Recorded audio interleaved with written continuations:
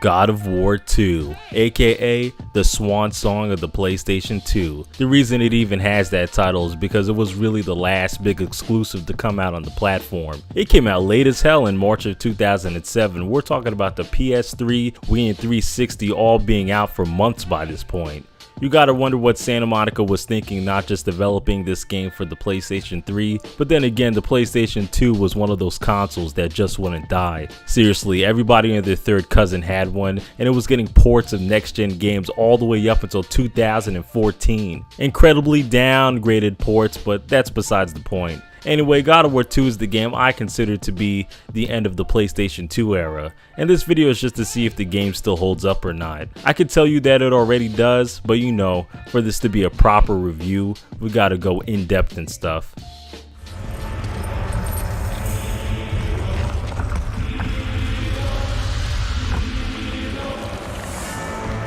Hear me, fallen god.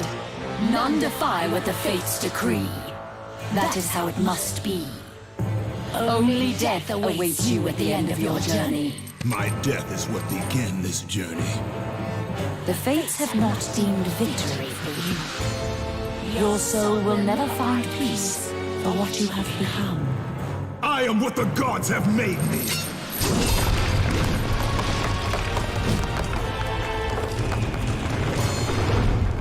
So God of War 2 continues where God of War left off, with Kratos killing Ares and becoming the new God of War. Some time has passed since then, and Kratos has become quite the bitter bastard since, you know, the gods didn't want to get rid of his nightmares. He now takes out his frustration by waging war on cities. Athena and the other gods obviously don't like this very much, and when Kratos is off destroying the city of Rhodes, an eagle drains him of his godly powers and puts some of it into the Colossus of Rhodes. The statue, now animated, wants a piece of Kratos, and he makes a beeline straight towards him. This is also where the game begins, and it's a hell of an opening. It throws you right into the action with some of Kratos' powers from the first game still intact. It's crazy how something that huge and intimidating is the tutorial boss, but the first game did something similar with the Hydra fight. These games definitely know how to grab your attention, goddamn. Just on the visuals alone, you could tell they were squeezing every ounce of power from the Kinetica engine. But anyway, after laying the pipe on these two hoes, Kratos is contacted by Zeus, who helps him out by sending down the Blade of Olympus,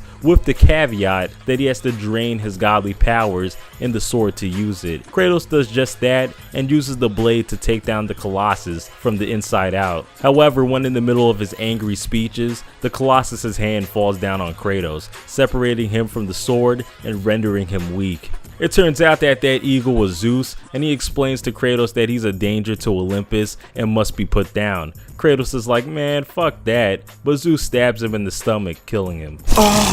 The Earth Titan Gaia saves him though, and he also instructs him to find the Sisters of Fate, who have the power to control time and also prevent his death. So Kratos gets on this griffin and rides off to the Island of Creation, the place where the sisters reside and also where the game takes place. Well, most of the game takes place. So at first glance, God of War 2 doesn't really look all that different from God of War, but after playing both games a crap ton of times, I have noticed that God of War 2 is slightly more polished in many areas. For one, the character models are not as angular looking like in the first game. The game relies a lot more on in-game cutscenes than its predecessor, and that's because the game actually have characters emote this time around. There's just a lot more detail put into them this time. Hell, even these fancy looking cinematics are more detailed this time around too. The textures on the walls and stuff are still very PlayStation 2, but at least compared to the first game, there's a lot more clarity. Something I've also noticed is that this game's a lot brighter than its predecessor.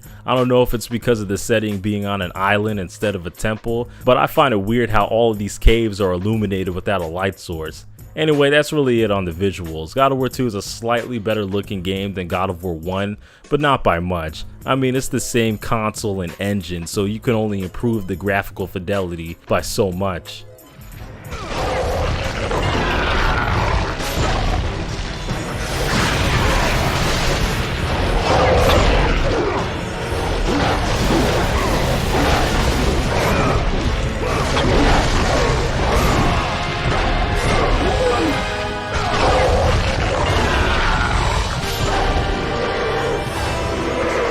God of War 2 doesn't change a whole lot from God of War 1. Kratos still dons chain blades, every Greek mythological creature wants you dead, and you dispatch them in the most brutal ways possible. Despite the Roman numeral in the title, both directors David Jaffe and Cory Balrog consider this game to be more of an expansion of the first game rather than a sequel.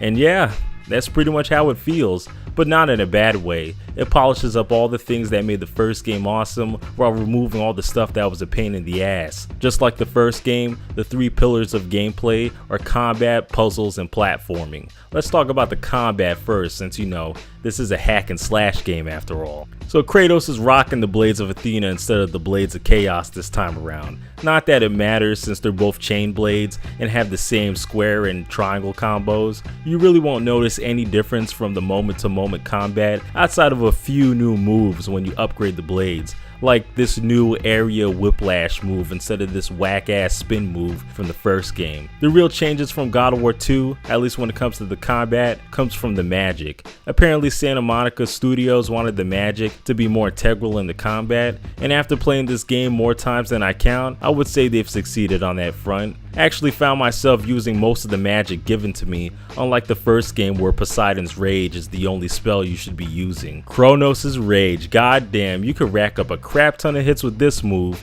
It's similar to Poseidon's Rage in that it's an area electrical attack, the only difference that you can move around and attack enemies while it's active, which is the main reason why I prefer it over Poseidon's Rage, since you can actually keep the hacking and slashing going. Hacking and slashing, is that even a... nah, whatever. Your range spell in this game is the Typhoon Bow, which you get from this guy's eye. Anyway, it gives Kratos the ability to fire these air arrows, and it's a huge upgrade over Zeus's Fury from the first game. It does a lot more damage, and you can move around and fire at the same time. The Atlas Quake, oh man. Another useful area spell where Kratos Hulk smashes the ground and absolutely murks everything around him. It's arguably better than Kronos' Rage at crowd control. The only problem I have with it is that you get it a little too late in the game. You get it at the very end of Atlas's level, and by that point you only have 2 areas left in the game. The last spell you have is Uriel's Head, which, like Medusa's Head in the first game, turns enemies into stone. Didn't care about it there, and I don't care about it here. There's nothing wrong with it fundamentally, it's just not as fun to use as the other spells. Midway through the game you obtain the Golden Fleece, which gives Kratos the ability to deflect enemy projectiles back at them. It's a pretty useful ability and makes the stone vision of the goggles not as annoying since you could actually deflect that shit back at them.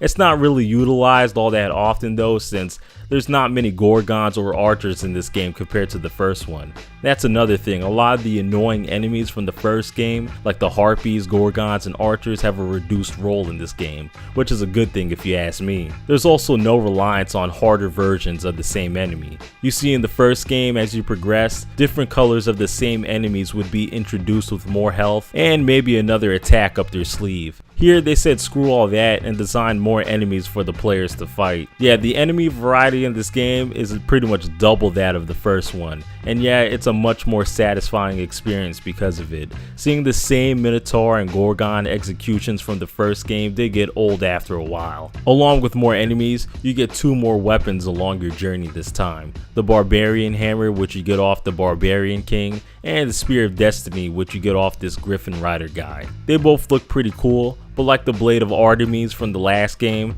they're not very good. Well, at least for me, I didn't find them to be as useful as the Blades of Athena. The hammer's too slow, and the spear has a weird moveset that doesn't feel right to me. Anyway, Rage of the Gods is back, except this time it's Rage of the Titans, and it's a lot more useful this time around. For one, it doesn't take a lifetime to fill the meter up. You don't need it to be filled in order to use it, and you can switch it on and off at any time. It's less of an "oh shit" button and more of a strategic boost in power, kinda like the Devil Trigger in the Devil May Cry games.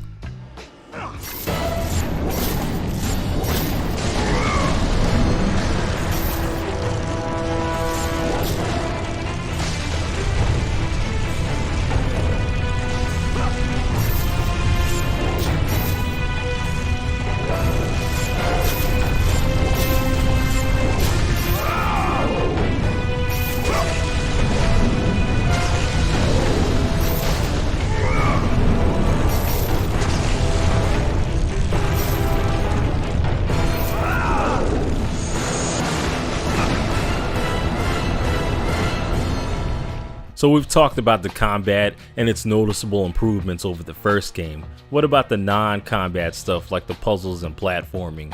Well, when it comes to the platforming, there's simply less of it compared to God of War 1. However, what we have here are sections that are overall less aggravating and more enjoyable to play through. Those annoying balancing beam sections from the first game, practically gone. These tightrope sections, not as gone, but there's less of them than before. These wall climbing sections are still abundant, but they don't drag as long as they did before. There's also a new dimension to them, as there's moments where you shift onto the ceiling and have to traverse that. I appreciate the added detail of Kratos actually using his blades to climb instead of acting like he's Spider-Man. Late in the game, you beat the dog piss out of Icarus in order to get his wings, which give you the ability to glide after you jump. Unfortunately, it's another upgrade that comes pretty late in the game. You utilize it a lot when you're in the Atlas level, gliding on these platforms and whatnot, but after it only comes into play a handful of times. Overall though, I would say that the platforming in this game is a minor step up over the first one. What about the puzzles? Well, they definitely require more than 5 seconds of thought this time around. None of them are brain busters or anything, but there were a couple that stopped me cold in my tracks first time playing. Take for example this puzzle right here. We gotta get up over here, but this platform doesn't stay in place. We're given these two pillar things, and obviously we gotta use them as platforms. So what do? You put the other one on top, and you use the other one to stop the platform from dropping. Yeah, it's not rocket science, but it's an action adventure game, so it doesn't have to be. What I'm getting at is that this simple type of logical thinking wasn't really present in the first game, or if it was pretty inconsistent. Here, it's consistent. A lot of the puzzles in this game also utilize this time slowing ability you get. It definitely makes for some interesting puzzles where you have to make a jump or whatever before time goes back to normal. Kinda wish they utilized it with the combat a bit more, but in the end it's still a pretty tight mechanic.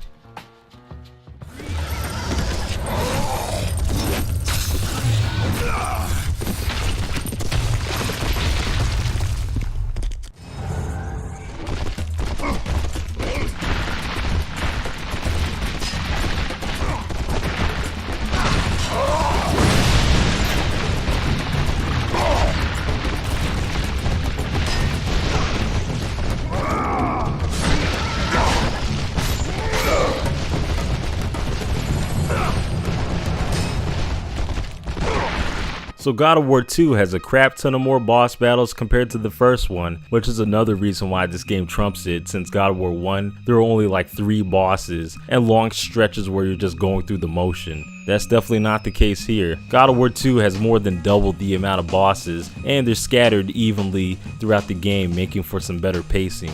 You run into some iconic characters from Greek mythology like Perseus and Theseus, and like I said before, Icarus. Unfortunately for them, they're in a God of War game getting in Kratos' way, so you can imagine it doesn't end well for them.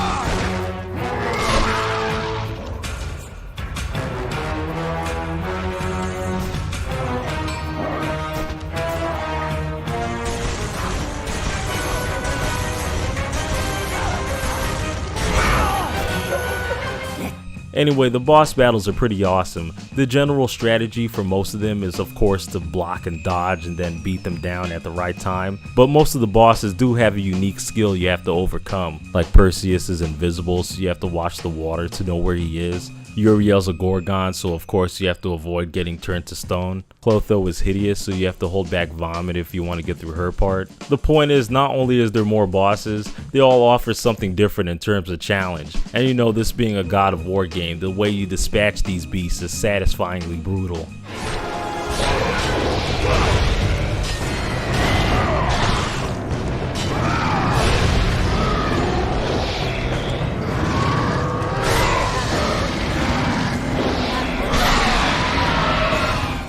The only real drawback to all these boss battles is that most of them don't really have any build up. They just kind of show up out of nowhere for you to kill. This is especially the case with the Kraken, who just pops in out of nowhere when Kratos is giving one of his angry speeches. Come down! down here and face me now, Zeus!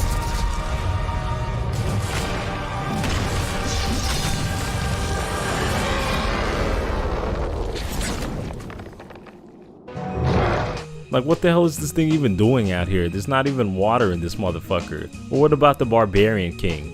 This guy's a major player in Kratos' heel turn, and he just shows up out of the blue to get killed. Yeah, there's a brief exchange before the battle, but no words when you kill him. That's it? Well, his name's Barbarian King, so I guess that shows how much Santa Monica gave a shit about him. Now you compare these examples to God of War 1, where there's actually a nice build up to all of the bosses. For the Hydra, you're going through the ships, taking out all of its heads, and then it's climaxed with a battle with the main head. For the big Minotaur, as soon as you see this door, you know something big and bad is behind it. The level that follows is just to unlock this door, and when you do, Surprise, motherfucker! with Ares fairly early in the game, you see this big dude destroying the city off in the distance, so even without what we know, you know this guy's a boss later on. Point being, God of War 2 could have made the bosses matter more from a narrative standpoint, but you know, it's not really that big of an issue.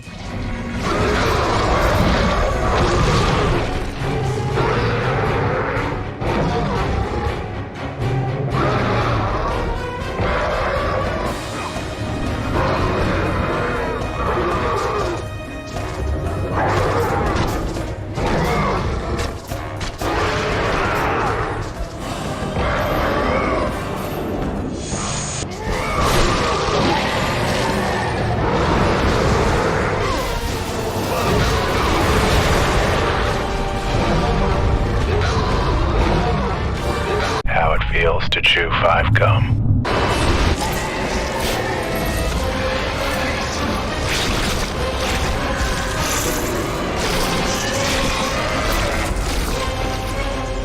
New 5 gum. Stimulate your senses.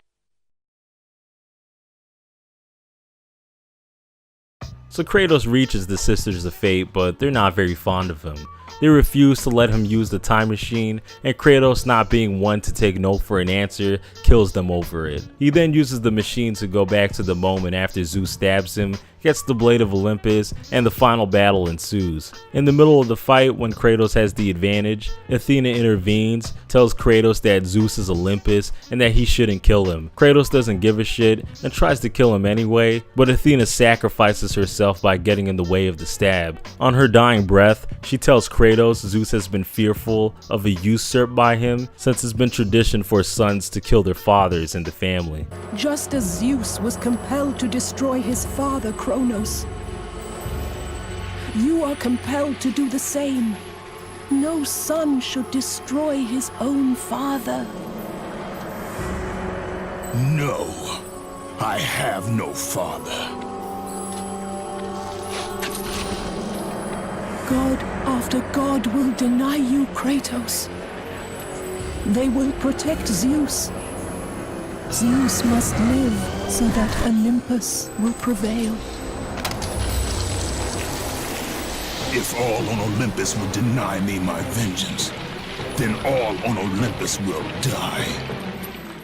So Kratos uses the time machine to go back before the Titans are defeated in the Great War and transports them all into the present time. With the Titans and Kratos teamed up, they're seen storming Mount Olympus, and the game ends on a cliffhanger. Okay, so far throughout this video, I've been talking about all the small improvements God of War 2 makes over its predecessor, hinting at it being a better game. And yeah, it's a better game overall because of its gameplay, but if there's one thing the first game has over the second game, is its story. The first God of War was pretty straightforward, with Kratos having to stop Ares by obtaining Pandora's box. There were personal stakes involved, since Ares was the one that tricked Kratos into killing his own family, and throughout the game we can actually sympathize with Kratos a little bit, since there's many scenes that show he's clearly broken up about it and trying to atone. In God of War 2, well, it deals with time travel, which is already a big no-no, but you also have Kratos' change in motivations. It's pretty hard to like his ass in this game.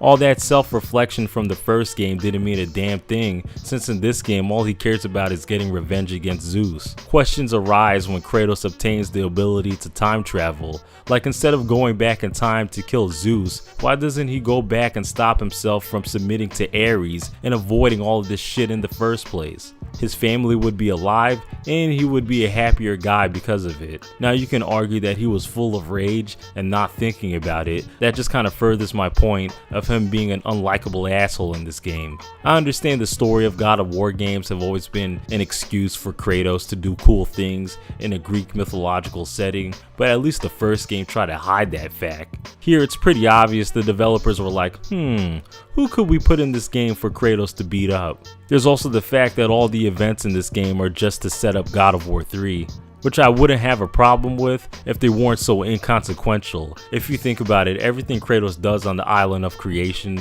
doesn't really matter since he left that timeline, and it's not like anything that happened there changed his character. So yeah. As for post-game content, you have Challenge of the Titans, which is like Challenge of the Gods from the first game. So you know it's stupidly hard and only for those that enjoy suffering. You can replay the game again in a different costume like the first game, but if you replay the game on the same difficulty as before, you actually have the option to keep all your upgrades from the previous playthrough. You also get the Blade of Olympus on top of that, and playing with all these late game items goes as you would expect. You kill everything in a couple hits, and you don't really need to worry about getting hit since early enemies don't do much damage.